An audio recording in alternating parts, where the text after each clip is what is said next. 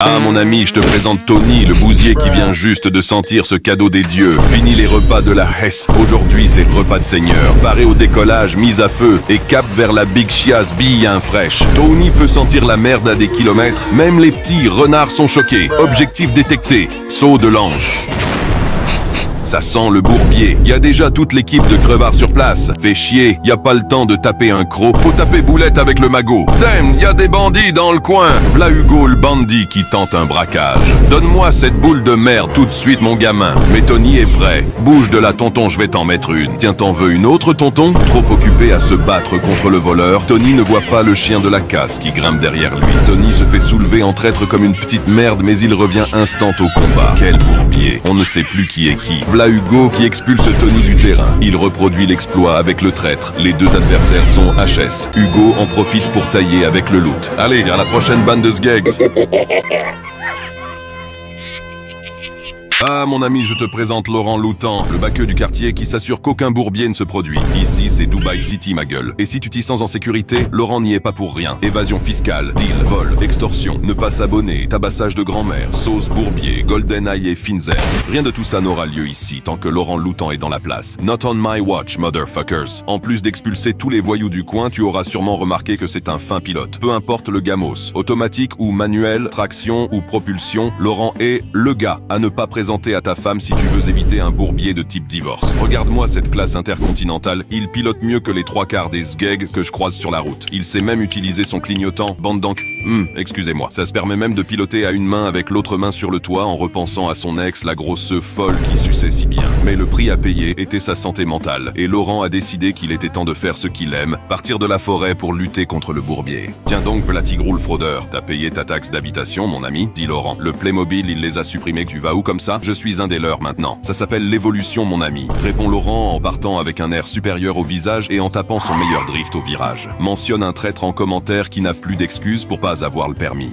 Ah, mon ami, je te présente Marcus, le petit pigeon qui vient juste de faire une énorme connerie. Marcus vient de voir passer Kiki le cobra juste sous son nid. Pris de panique, Marcus lui a mis une grande patata marmita dans la gueule au passage. Grave erreur. Kiki lève la tête et repère le nid des tisserins. Ce sont de petits oiseaux sans défense qui tissent des nids de fous, d'où leur nom. Ça crie de partout, ça sent le bourbier. Les tisserins sentent la soupape qui se prépare. La tension est palpable. Impuissants, les petits tisserins observent Kiki le cobra s'approcher dangereusement de leur colonie. Mais heureusement, ils ne sont pas seuls. C'est là que Marcus rentre en scène. En réalité, ce n'est pas un petit pigeon, mais un faucon pygmée, le plus petit rapace d'Afrique. Cet oiseau minuscule mais féroce lance une première offensive en criant le hara pour intimider le serpent. Mais cela ne suffit pas. Et grande patate. Comme on dit en France, il lui en a mis une pas deux. Victoire, Kiki chie dans ses écailles. Il tape boulette pour la cause. Mais si tu crois que les tisserins et les faucons pygmées sont en alliance, tu es bien naïf, mon ami. Les faucons vivent ici car les arbres sont rares. Et ils n'hésitent pas à bouffer un bébé tisserin de temps en temps quand il y a besoin de protéines. Ah, mon ami, c'est le retour d'Alec et Lucas, les deux plus grosses gags de la vallée. Si tu connais pas encore la règle dans le quartier, c'est le premier qui perd connaissance n'est qu'une pipe. Tu les reconnais pas? C'est les deux chèvres qui s'envoyaient des grands coups de Space 12 et des missiles Predator dans l'épisode 17. Ça fait presque un an que ces deux sgegs se mettent sur la gueule 24 heures sur 24 sans boire, manger ni dormir, et ça y est, au bout d'un moment, on veut un vainqueur pour le titre. J'ai décidé de monter ces deux Zoulous en poids lourd pour enfin mettre un terme au combat. Et hop, les voici dans leur nouveau skin dévastateur de bœuf musqué. Pesant 500 kills chacun, Alec et Lucas peuvent désormais cavaler à une vitesse de 50 km/h avant de s'empaler de front. La pression générée par ce choc apocalyptique est estimée à plus de 1500 kg de force sur le point d'impact. En gros, chaque patate qu'il s'envoie dans le crâne égale un crash entre deux voitures. De la pure golden patata marmita épicée, saveraille et fines herbes. Un seul coup bien placé à la Francis Ngannou peut être fatal. On va peut-être enfin avoir un vainqueur. Alec commence à avoir un flambi à la place du cerveau. Lucas sent que c'est maintenant qu'il faut le terminer. Et attention, chargez!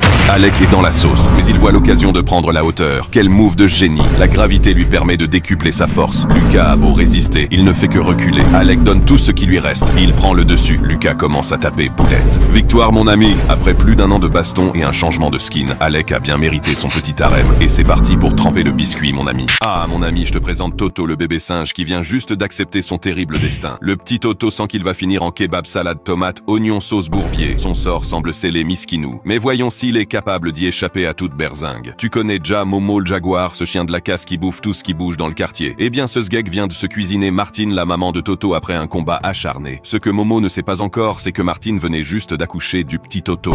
What the fuck? C'est quoi ce truc? Se dit Momo. Momo fait un petit coucou pour voir si le truc réagit. Y a rien ici, tonton. Dit Toto dans une tentative désespérée de se faire oublier. Incroyable, Momo ne le bouffe pas. Au contraire, il se pose à côté du petit en se demandant bien ce qu'il va pouvoir faire de lui. Toto regarde la caméra comme si c'était de notre faute.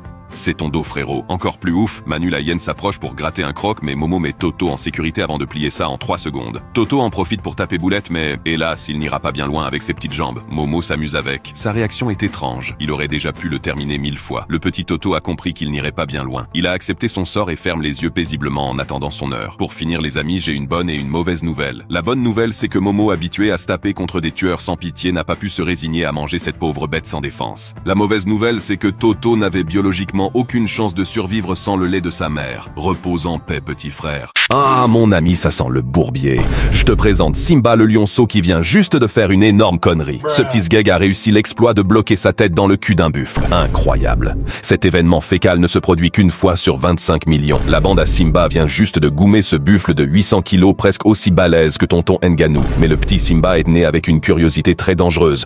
En voyant le trou de balle du buffle, l'envie d'y découvrir ce qui se cache dedans était trop grande. Grave erreur. Le voilà désormais bloqué la tête dans le cul du buffle. Le chrono est lancé. L'air à l'intérieur y est irrespirable. Le méthane lui fait tourner la tête. Les bactéries sont partout. Simba n'a pas l'espace pour crier. Le petit est en train d'étouffer et tout le monde s'en bat complètement les couilles. Son daron tape sa meilleure sieste. Les minutes passent et la maman de Simba sent qu'il y a une soupape dans l'air. Elle lance l'alerte. Oh les gars, le petit est dans la sauce. Quel bourbier, mon ami. Simba n'a plus que quelques minutes devant lui avant de dire bonjour à Johnny. Et regarde-moi cette paysanne, elle est contente, elle tape son meilleur snap. Pauvre buffle. Heureusement qu'il est mort, sinon j'aurais pas aimé être à sa place. Ah, le sgeg a réussi à sortir. Plus que 8 vies restantes. Ah, mon ami, ça sent le bourbier. Oups, mauvais clip. Ah, mon ami, je te présente Gisèle, la gazelle dans une sauce exclusive. Mais pourquoi Gisèle cavale comme ça? Et qui est ce fou furieux qui tape Boulette sur ses côtes? Eh bien, c'est plutôt une folle furieuse. Et oui, derrière son cul, c'est Turbochat, le guépard du quartier en train de la courser comme jamais. Pas de bol pour Gisèle. Le guépard est l'animal terrestre le plus rapide de la planète. Ça sent le bourbier. Impossible de l'avoir sur la vitesse. Il va falloir être solide sur les appuis et lui mettre des feintes de l'espace.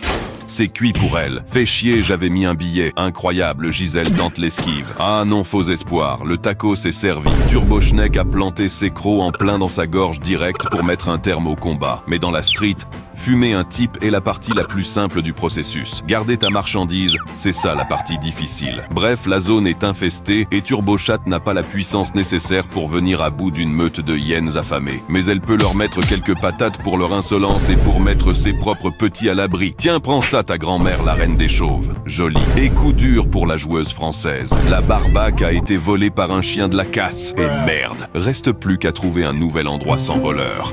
Merci à tous de faire vivre la quête du savoir. Ici on n'apprend rien, mais on rigole bien. Pour plus d'histoires, fais un don ici. tipeee.com/la quête du savoir. Rejoins la liste des GOAT.